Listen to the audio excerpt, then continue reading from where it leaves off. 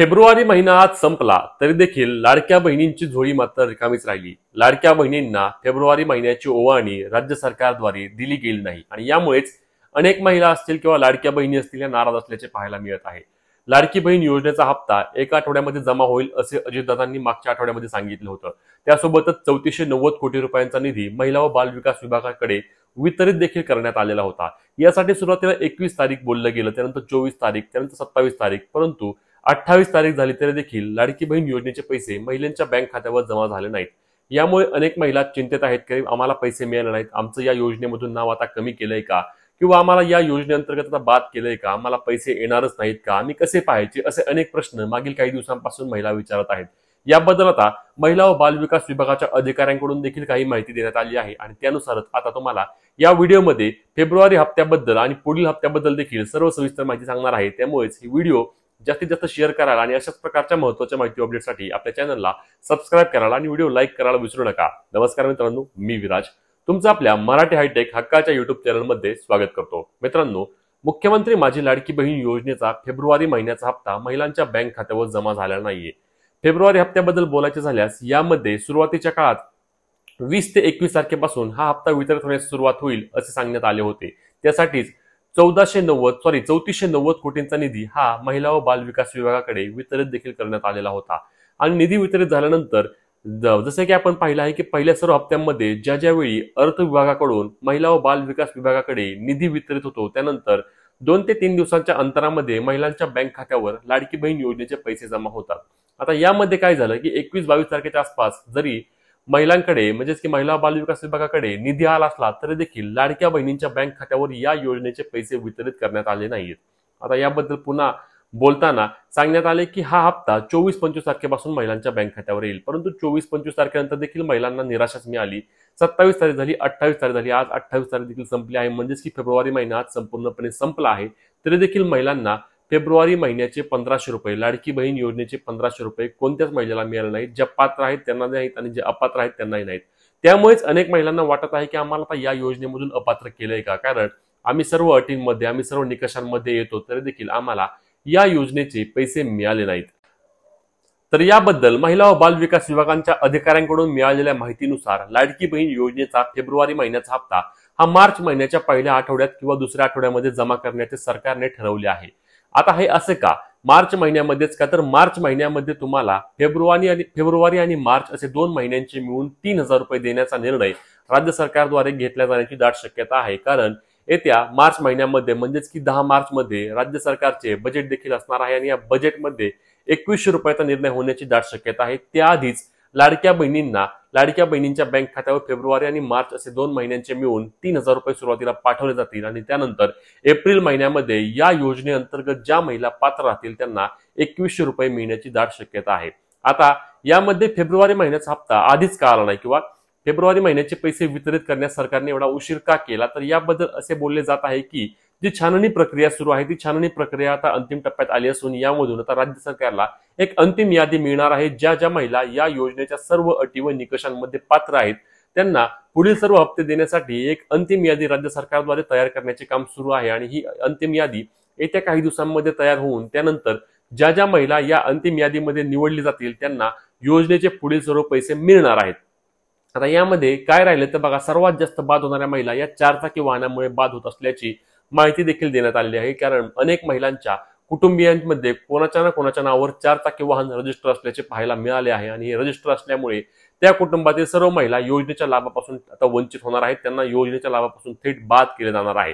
याबद्दल अनेक महिलांनी देखील सांगितलं की आम्ही सेकंड गाडी घेतलेली आहे, आमच्या कुटुंबाचे आम्ही पोट भरतोय त्या गाड्यांवर, तर आम्हाला पैसे बंद होणार का, तर हो, सर्व ज्या महिलांच्या कुटुंबियांकडे 4 चाकी वाहन आहे ट्रॅक्टर सोडून त्या सर्व महिलांचे पैसे बंद करण्याचा निर्णय राज्य सरकारद्वारे घेतला जाणार आहे किंवा घेतला गेलेला आहे। आणि त्यामुळेच पुढचा जो मिळणारा हप्ता आहे तो फेब्रुवारी आणि मार्च महिन्याचे दोन्ही मिळून 3000 रुपये येणार आहेत, परंतु ते केवळ पात्र महिलांनाच येणार आहेत आणि ज्यांना फेब्रुवारी आणि मार्च महिन्याचे 3000 रुपये जमा होणार आहेत त्या महिलांना या योजनेचे पुढील सर्व हप्ते म्हणजे जोपर्यंत योजना सुरू राहील तोपर्यंत या योजनेचे सर्व हप्ते मिळणार आहेत आणि एप्रिल महिन्यामध्ये जो 2100 रुपयाचा निर्णय घेतल्याची दाट शक्यता आहे तो 2100 रुपयाचा हप्ता देखील अशा सर्व महिलांना मिळणार आहे। परंतु त्यासाठी आपल्याला वाट पाहावी लागणार आहे। सध्या तुम्ही कुठल्याही प्रकारची काळजी करू नका, तुम्ही या योजनेतून अपात्र झाले आहेत हे तुम्हाला सध्या पाहता येणार नाही, परंतु तुम्ही निकषांमध्ये आणि अटींमध्ये पात्र असल्यास तुम्हाला या योजनेतून बाद केले जाणार नाही असे देखील राज्य सरकारद्वारे स्पष्टपणे सांगण्यात.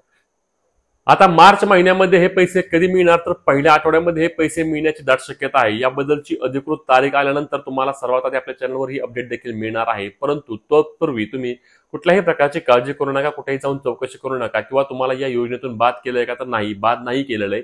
तुम्ही सर्व अटी निकषांमध्ये पात्र असल्यास तुम्हाला या योजनेचे 100% पैसे मिळणारच आहेत. तुम्हाला मार्च महिन्यामध्ये फेब्रुवारी आणि मार्च असे 2 महिन्यांचे मिळून 3000 रुपये जमा केले जाणार आहेत आणि त्यानंतर तुम्हाला एप्रिल महिन्यापासून कदाचित ज्यावेळी आपले अर्थमंत्री अजितदादा पवार हे बजेट मांडतील त्या बजेटमध्ये हा निर्णय घेतला गेल्यास, म्हणजेच की लाडकी बहीण योजनेचे 2100 रुपये केले गेल्यास तुम्हाला एप्रिल महिन्यापासून मिळणारे पैसे हे 2100 रुपयांप्रमाणे मिळतील. त्यासोबतच 15 ते 20 तारखेच्या दरम्यान एप्रिल महिन्यापासून सर्व जे हप्ते आहेत पुढचे, म्हणजेच की लाडकी बहीण योजनेसाठी एप्रिल महिन्यापासून एक नियमावली असणार आहे, ज्यामध्ये 15 ते 20 तारखेच्या दरम्यान सर्व पात्र महिलांच्या बँक खात्यामध्ये योजनेचे हप्ते जमा होण्याची दाट शक्यता आहे. कारण राज्य सरकार देखील याबद्दल आता लवकरच पावले उचलत असल्याचे पाहायला मिळत आहे आणि एक तारीख फिक्स करून जेणेकरून महिलांना त्यांचे प्लॅनिंग देखील करता येईल, त्यांचे आर्थिक नियोजन देखील या योजनेद्वारे आखता येईल आणि त्यांना समजा 15 किंवा 20 तारखेदरम्यान हे पैसे येणार आहेत हे त्यांना जर आधी माहिती असल्यास त्यांना या योजनेअंतर्गत अजूनच फायदा होईल असे देखील राज्य सरकारद्वारे बोलले जात असल्याने त्यामुळेच तुम्हाला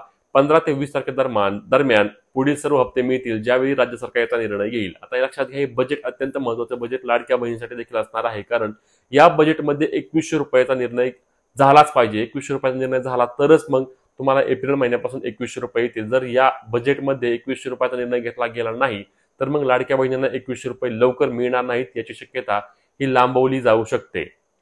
त्यामुळे त्या बजेट बद्दलच्या सर्व अपडेट असतील किंवा लाडकी बहिणीच्या ज्या पुढच्या काही अपडेट असतील, छाननी प्रक्रियेबद्दल काही माहिती असेल, ही सर्व माहिती तुम्हाला सर्वात आधी आपल्या चॅनलवर 100% मिळणार आहे. त्यामुळे आपल्या चॅनलला सबस्क्राईब करायला विसरू नका.